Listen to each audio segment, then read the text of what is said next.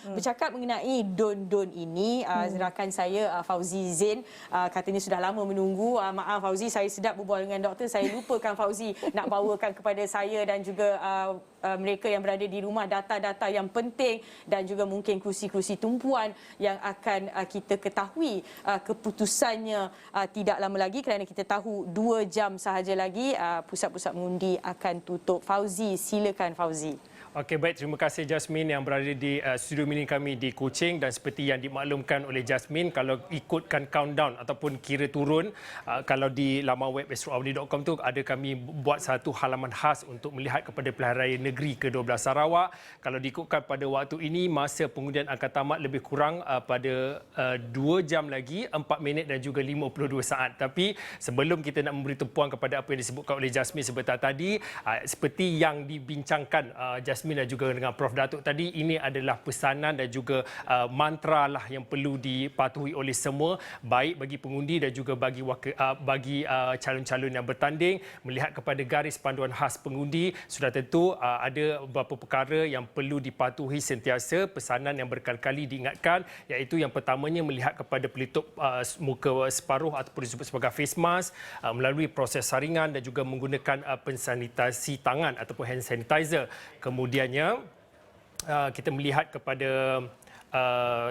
kepada garis panduan yang berikutnya, iaitu kita melihat kepada merekodkan kehadiran dan juga mengamalkan penjarakan fizikal. Satu lagi garis panduan yang perlu diingatkan untuk sepanjang pilihan raya, iaitu berkaitan dengan pengundi, calon dan juga petugas yang ingin memasuki pusat mengundi tidak dibenarkan memakai baju atau membawa material yang bersimbol parti ataupun berunsur kempen calon.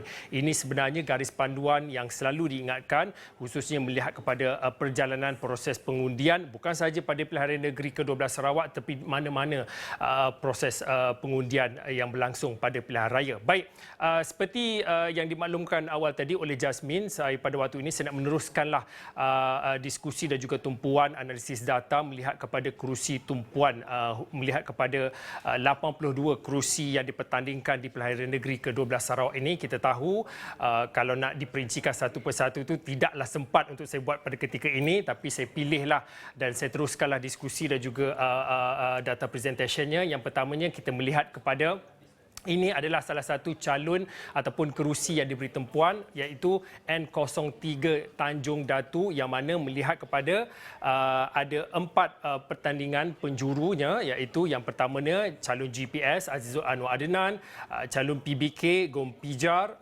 calon PSB Jerin Fauzi dan juga calon bebas Abdul Talib Bai. Dan kita tahu bagi kerusi N03 Tanjung Datu ini adalah kerusi legasi Allahyarham Tan Sri Adenan Satim ataupun Allahyarham Tok Nan, dan susulan pemegang Allahyarham Tok Nan PRK Tanjung Datu diadakan pada 2017, yang mana menyaksikan pada N03 kerusi ini disandang oleh Allahyarham Balu Allahyarham, iaitu Puan Sri Jamilah Anu yang memenangi kerusi berkenaan. Jadi untuk pada PRN ke-12 ini, legasi diteruskan dengan melihat kepada calon GPS yang diletakkan ialah Azizul Anwar Adenan. Baik, kemudian kita melihat kepada kerusi tumpuan yang berikutnya.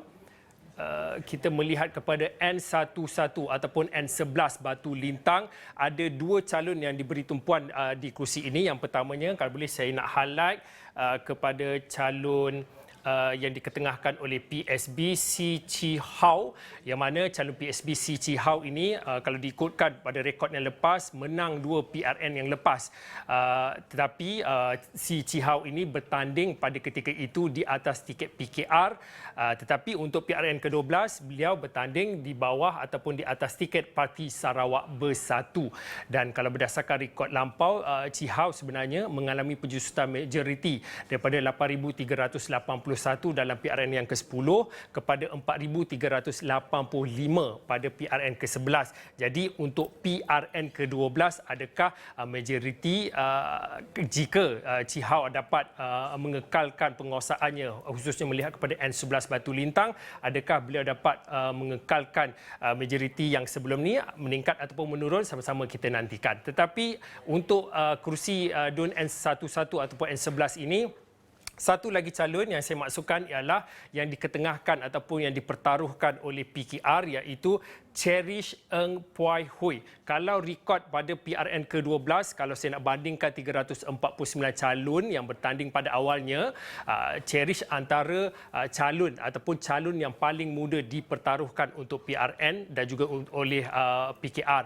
Kerana pendatang baharu ini ataupun calon paling muda dalam PRN Sarawak ini diberi tugas besar untuk merampas kembali batu lintang. Yang saya maksudkan sebentar tadi, CC House sebelum ini beliau bertanding di atas tiket PKR, tapi untuk PRN ke-12 ini beliau bertanding di atas tiket PSB dan ini sebenarnya cabaran yang perlu digalas oleh Cherish yang umurnya 24 tahun untuk merampas kembali kerusi N11 ataupun N11 Batu Lintang.